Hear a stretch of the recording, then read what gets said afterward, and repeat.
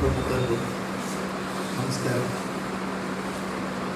ഷഹനായി മുഴങ്ങുമ്പോൾ ഈ ഷഹനായി എന്ന് പറയുന്ന ഈ വാദ്യം എന്താണെന്ന് മനസ്സിലാവുന്നത് പണ്ട് ദൂരദർശനിൽ ഉസ്താദ് ബിസ്മില്ലാ ഖാൻ്റെ ഷഹനായി വരുമായിരുന്നു.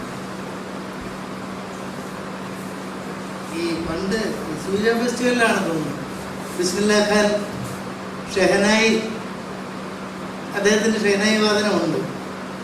അതിന് തൊട്ട് മുമ്പ് അദ്ദേഹം വേദിയിലേക്ക് കയറുന്നതിന് തൊട്ട് മുമ്പ് അതിനുള്ള തയ്യാറെടുപ്പിൻ്റെ ഭാഗമായി അദ്ദേഹം ഒരു സിഗരറ്റ് വലിക്കുന്നതിന് പടം അന്നത്തെ വീക്കിൽ ഒരു പേജിലുള്ള ഒരു ഫോട്ടോ ആയിട്ട് വന്നിരുന്നു.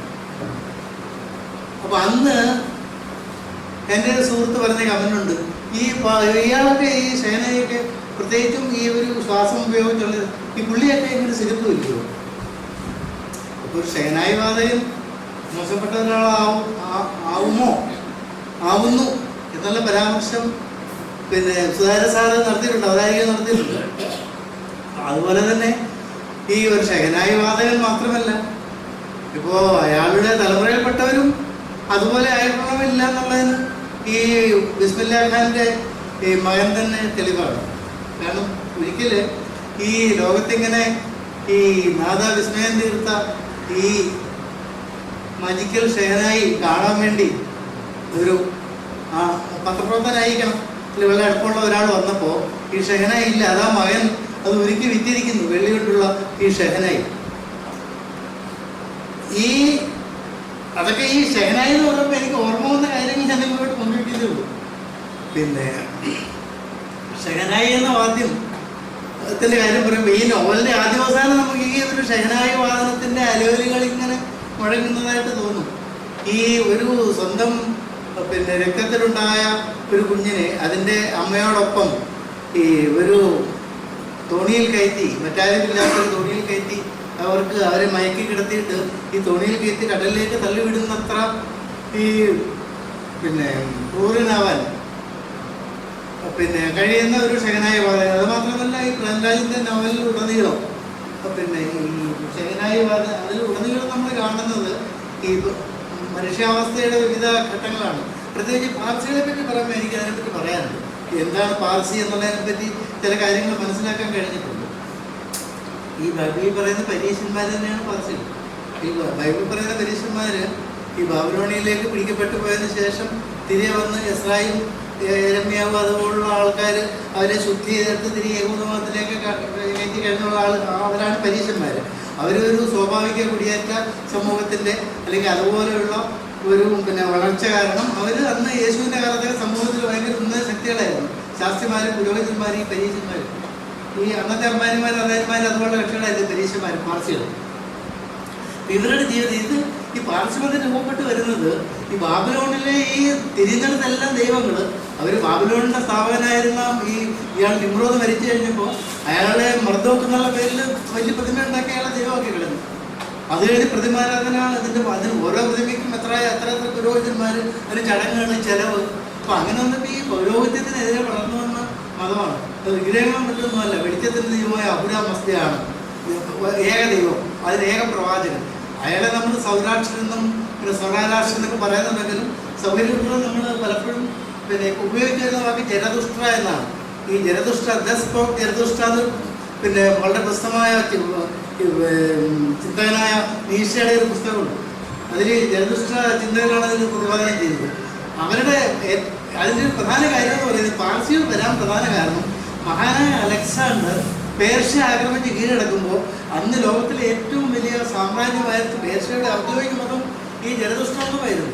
ഇപ്പം നമ്മൾ പാർസി അതിൻ്റെ അവരുടെ ഔദ്യോഗിക ബന്ധ അവസ്ഥയായിരുന്നു ഈ അന്നത്തെ. അത് കഴിഞ്ഞ് ശിഥിലമായ ശേഷം പിന്നെ ശിഥിലമായി ഈ പാർസി മതം അവസാനം സസാനിയൻ സാമ്രാജ്യത്തിൻ്റെ കാലത്ത് 7ാം നൂറ്റാണ്ട് 8ാം നൂറ്റാണ്ടിൽ ഇസ്ലാം ശക്തി എന്നിട്ട് ഈ രാഷ്ട്രപരമായ ശക്തി പ്രാപിച്ചു വരുമ്പോൾ അവർ അന്ന് വന്നവരാണ് ഇവിടെ താമസിക്കുന്ന ഗുജറാത്തിലേക്ക് വരികയും ഇപ്പോൾ നമ്മൾ കാണുന്ന ഗോദരജുമാരും പിന്നെ മസ്താമാരും പിന്നെ ഈ പറയുന്ന ടാറ്റായും അതുപോലുള്ള ഈ ആളുകളൊക്കെ അന്നത്തെ പിന്നെ ഈ പാർസികളാണ്.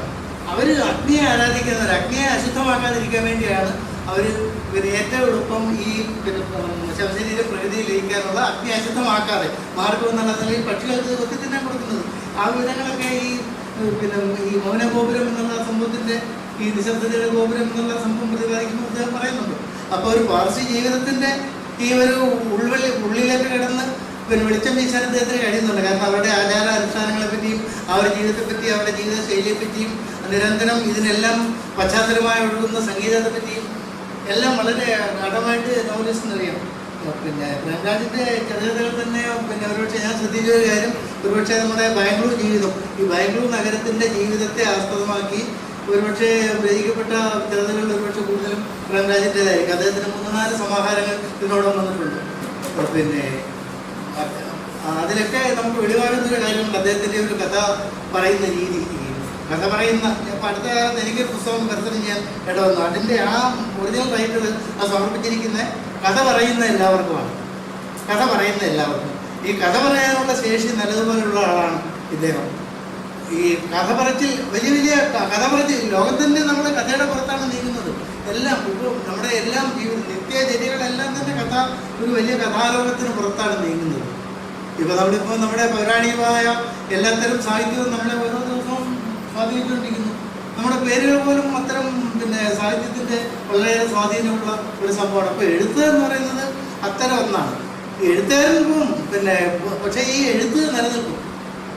അത് നമ്മളിപ്പോൾ കണ്ടുവരുന്ന കാര്യം അതാണ്. ഇപ്പോൾ ഷേക്സ്പിയറോ അല്ലെങ്കിൽ ആരോ ഒന്നും നമ്മുടെ അടുത്ത് ജീവിച്ചു ഇരുന്നു അവരിപ്പം കഥ പറയുക നാടൻ പറയുക ഒന്നും ചെയ്യുന്നില്ല, കാണിക്കുകയൊന്നും ചെയ്യുന്നില്ല. പക്ഷേ അവർ നിലനിൽക്കുന്നുണ്ട്. പിന്നെ ഈ എഴുത്ത് എല്ലാ കാലത്തും നിലനിൽക്കും, വാക്ക് നിലനിൽക്കും, വാക്കും അതിൻ്റെ അർത്ഥവും നിലനിൽക്കും.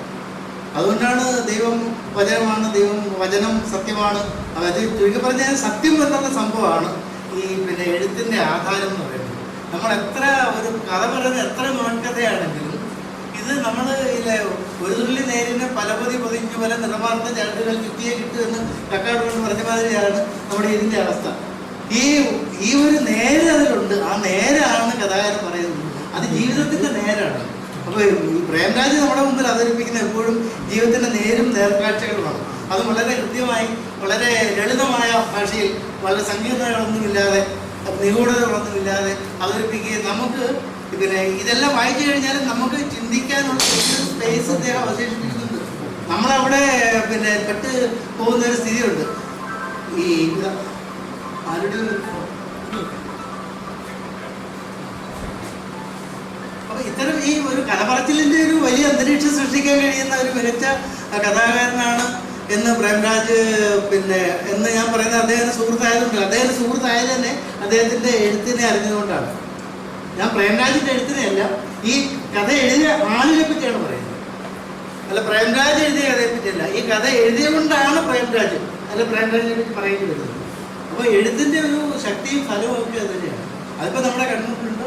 പ്രേംരാജിൻ്റെ ഈ എഴുത്ത് എന്ന മുന്നേറ്റത്തിന് എല്ലാവിധ ആശംസകളും നേരുന്നു. എല്ലാവർക്കും നന്ദി.